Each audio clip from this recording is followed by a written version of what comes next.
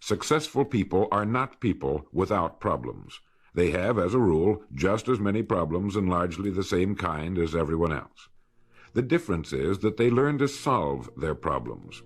Successful living is nothing more than the ability to solve successfully the problems which are as much a part of living as breathing. The degree of our success will be determined by the extent to which we can solve our problems.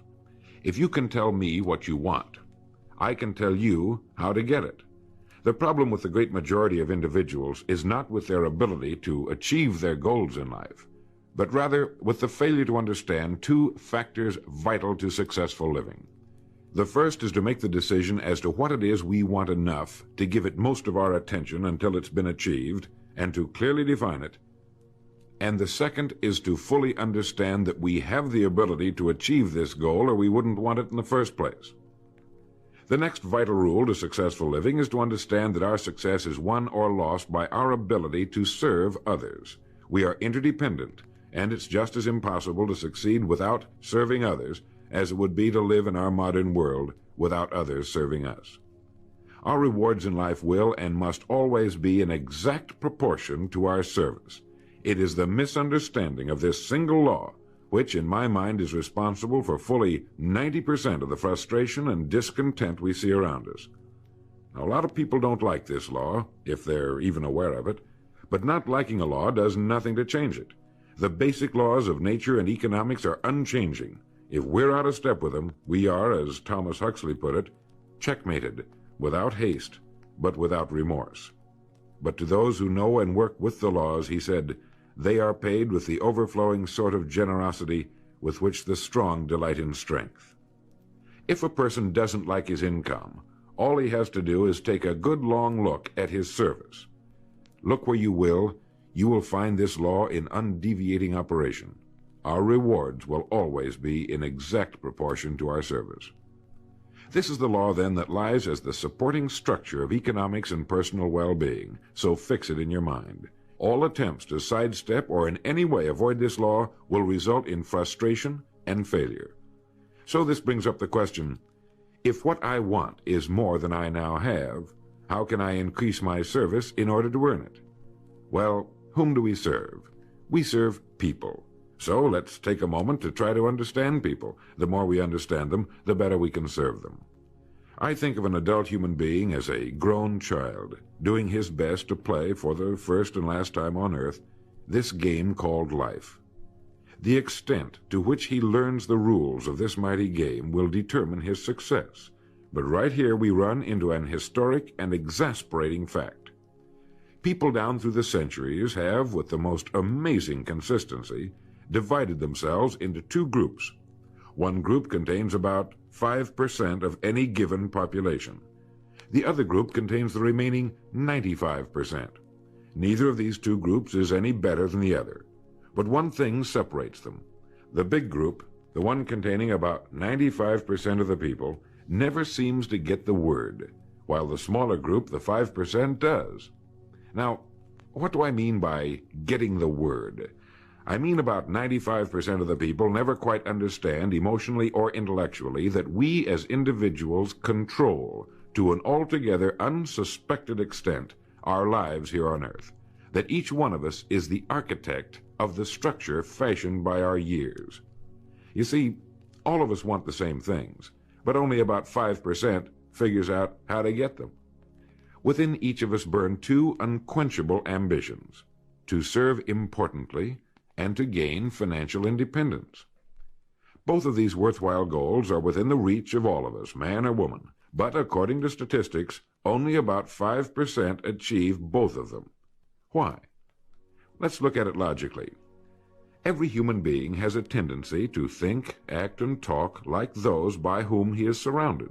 This is environment, and it exercises an enormous influence on our lives. We've already pointed out that 95% don't seem to get the word in life. Then it follows that in the case of any given individual, the odds are 95 to 5 that he is surrounded by the larger group. And since a body in motion tends to remain in motion until acted upon by an outside force, that he will continue to conform to his group unless we can do a better job of serving him through knowledge. The failure of most people to live successfully is not caused by their lack of abilities, far from it, but rather in their failure to decide what it is they want, and understanding that our wants are governed by our talents and abilities, and that we are divided into two groups of roughly 5% and 95%, and that it's the 5% group which is successful. So here, let me give you a definition of success which, to my mind, covers the subject completely. Success is the progressive realization of a worthy ideal. That is, anyone who knows where he is going in life is a success. At the moment he makes the decision of what it is he intends to accomplish, of what it is he considers a worthy ideal, he is successful. Once this goal has been accomplished, he is again, by our definition, a failure, until he establishes a new goal toward which to work. To my mind, this is what we as human beings were intended to do, to go through life from one achievement to another, and to finally come to the end of our road here on earth, still reaching, still working toward a new and better plateau on which to stand. For this is to live and live completely, to know as much as we can know, to serve as much as we can serve, to accomplish as much as we can accomplish. Well, since success is the progressive realization of a worthy ideal, why are we faced with only 5% who can be called really successful? Because the best estimates available tell us that only about 5% will ever decide upon and define the one thing they want. One thing, because we can only do one thing at a time. To my mind, the story of a person's life is the story of a quest, a search to which he devotes his life. We know that the happiest people on earth are those who know exactly what it is they seek and set boldly out to find it. And while we're all dreamers, the fortunate ones are those who have found a dream so exciting and worthwhile that they'll devote a part or all of their lives to making that dream come true. But while all dream, by far the great majority, that 95%, never realizes that a persistent daydream is often the point on which we should set our compass, the place toward which it is meant for us to journey. The tragedy is that the great majority shrugs off this built-in direction finder and returns to the wide, visible, well-marked road in life which they feel must be the best road because it carries the heaviest traffic. Well, let's make this point clear. The road in life with the heaviest traffic is not the best road to follow, for it is the road of the 95%. It is the road with no more opportunity and with 19 times as much competition. Of all the billions of human beings who've lived on Earth, all great advances, all great ideas have come from just a handful, a few thousand out of billions. Now, how have the people as a group reacted to the great ideas? Every great leader and thinker, from Socrates to the Wright brothers, has been scorned, ridiculed, poisoned, imprisoned, stoned, pilloried, burned at the stake, or crucified. Mankind as a group has made a consistently grisly game of tormenting his saviors. Why? Lack of information, lack of knowledge. It comes from following the wrong crowd. What can we learn from all this as individuals? Two things. One, to amount to anything as individuals, we've got to be individuals. We've got to have individual goals, individual thinking, individual action. And two, we must never conform to the great mass of people. We must love them, help them, for our joy and success will be determined by the extent to which we serve them. But we must never lose our individuality and identity by permitting ourselves to be submerged in this suffocating sea of indirection and purposelessness. There's nothing wrong with emulation. In fact, it's a good idea, so long as we emulate a person who represents that which we wish to become, but never the crowd, never the 95%. We are what we think about. Our minds, our thinking controls our destinies here on earth to a degree totally unsuspected by the great majority of people. When you think about it a moment, it becomes so obvious, so clear and simple. Well then, if we become what we think about, and if we can control our minds, we can pretty well tell our own future. And that's the point I want to make. That's what I meant when I said earlier that each one of us is the architect of the structure fashioned by our years. This means that if we're confused about what we wish to become or accomplish, our lives, our environment will mirror that confusion. It also means that if we know what it is we seek, that it must be accomplished. Barring an act of God or a catastrophe over which we have no control, we as individuals can call our own shots for the rest of our lives. We can know what it means to go through life from one success to another, to play life according to the rules and reap the rewards. We can know what it means to have peace of mind and live calm, cheerful, successful lives. You are at this moment the sum total of your thoughts to this point, for there is nothing else you can be. And 5 years from now, you can be and have anything you set your entire mind and heart upon. Succeeding in life has always been a matter of doing that which the great majority does not do. Now let's keep this in mind as we get into this business of goals. It isn't that I want to make an invidious comparison between the 5% and the 95%, not at all. That's just the way it is. And if we don't recognize it, it will be to our cost. At the beginning of this record, I made the statement, if you can tell me what you want, I can tell you how to get it. You see, the trick is not in achieving our goals, it is in establishing them. A ship would never leave a harbor if it did not have a destination. An industrial plant would never open its gates if it did not have a product or a purpose. Football would not be played without goalposts, nor would baseball without a home plate. Every business operates for a purpose. Every game has a reason.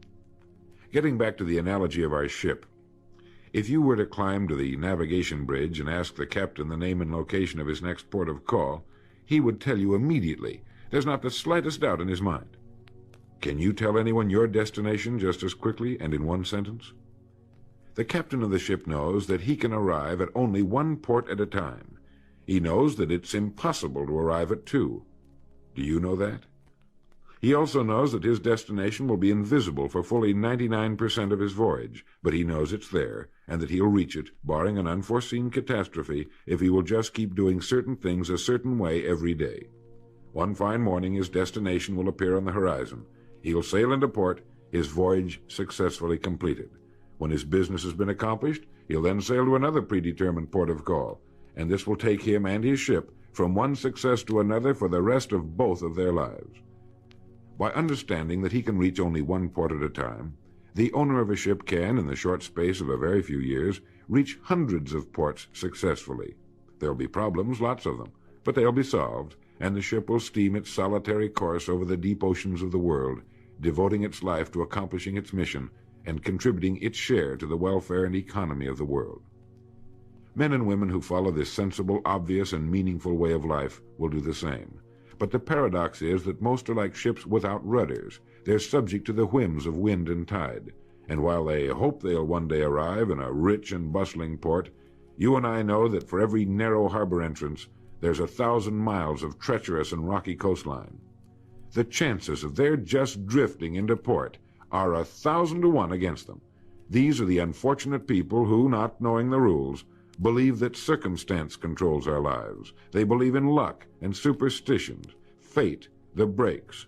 They believe that success comes as the result of who you know, not what you know. And while they cling to their false alibis, life passes them by. For the rules of life are just, and they are checkmated, without haste, but without remorse. Now what about you? Remembering that the definition of success is the progressive realization of a worthy ideal, what's the ideal toward which you are working, now, today, yesterday, and tomorrow? Can you write it in one sentence? Is your goal sharply and clearly defined? I mentioned on the first side of this record that I could tell you how you could be and have anything you set your mind on in 5 years. To better understand this, you must examine one of the most overlooked facts in the world. It is that every job, no matter what it may be, holds somewhere within itself the key to everything we want in life, the key to greatness. But we must look for it, and we must think. Decide to become a professional at your business. You see, we can either compete or create. If we compete with all the other people in our line of work, we must be willing to accept the same rewards. If that's what we want, fine. But if we want to become professionals at what we do, then we must create. And when we begin to do this, there's no limit to that which we can achieve. We hear a lot these days about a word called security. Everyone wants security, but not 1 in 10 can tell you what it is. Most people will tell you that security rests with a job. This is impossible. There is no such thing as a job that represents security. Anyone with a job can lose it for any one of 1,000 reasons at any time. There is only one place on earth you can find security, and if it isn't there, it isn't anywhere. It's inside of a person, never outside. If a man has security inside, where it belongs, his wife and children can feel it when he sits down to eat with them, and they're warmed by it. If a man has security inside, where it belongs, you can see it walking down the street, and you can feel it when he enters a room. That's security, and you can't take it away from him. You can take away his money, his home, everything but a wife who's willing to start over, and most of them are, and drop him anywhere in the country. Go back in a year, and he'll be doing just as well as when you found him the first time. You can't keep a good man down, no matter what you do to him. Like cream on milk. You can shake it all day, but just set it down for a while, and it'll bounce right to the top again. This man or this woman has security, where it belongs. And do you know where it comes from? It comes from doing what we do for a living surpassingly well. It comes from being a pro in a world of amateurs.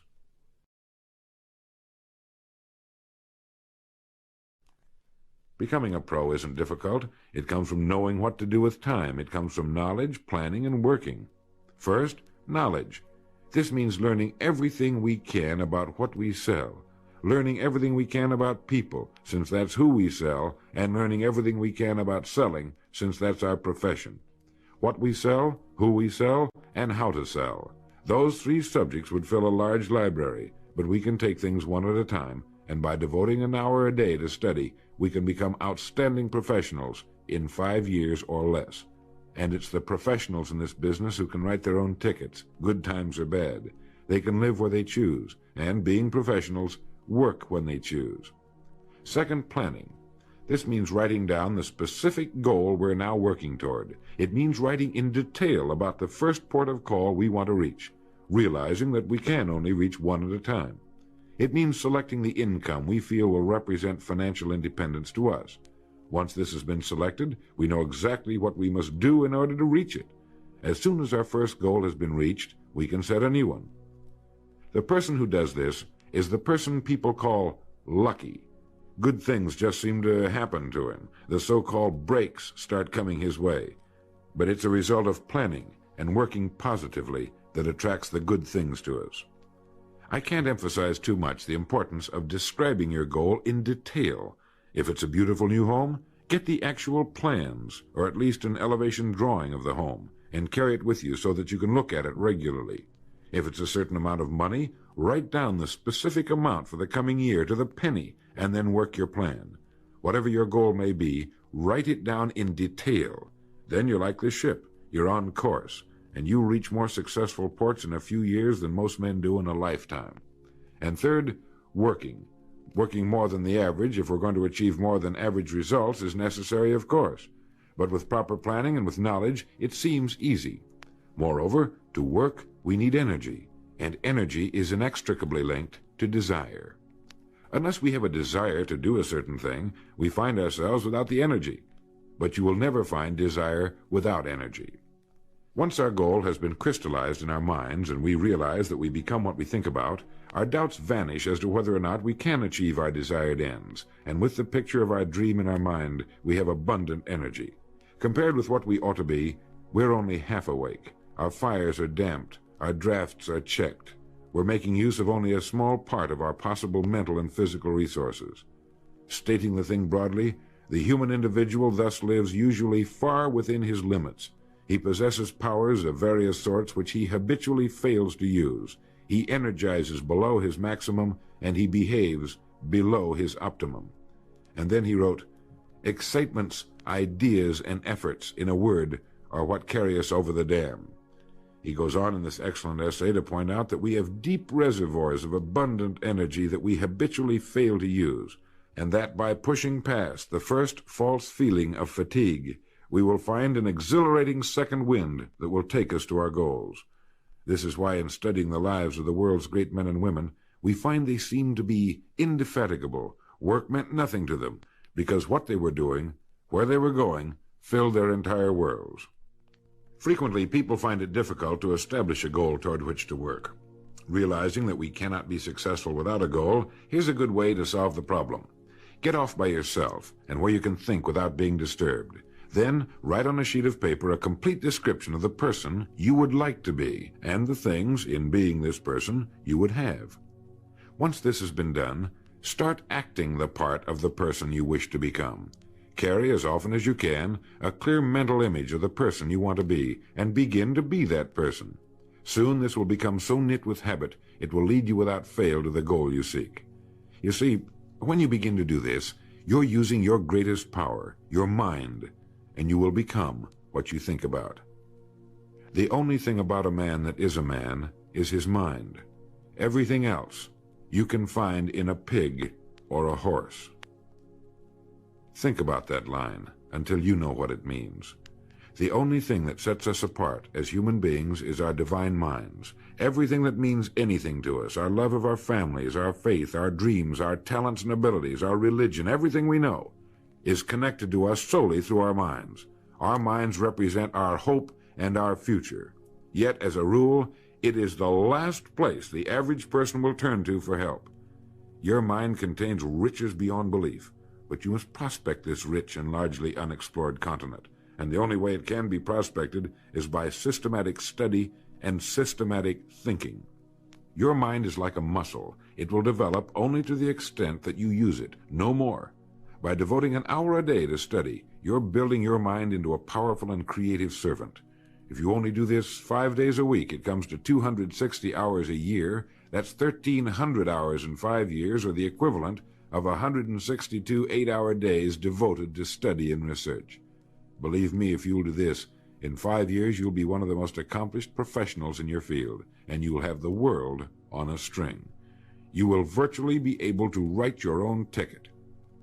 The average man works 8 hours a day, about 50 weeks a year, for 40 years. That's time enough to become great at anything. The time will pass anyway. We might as well reap the rewards.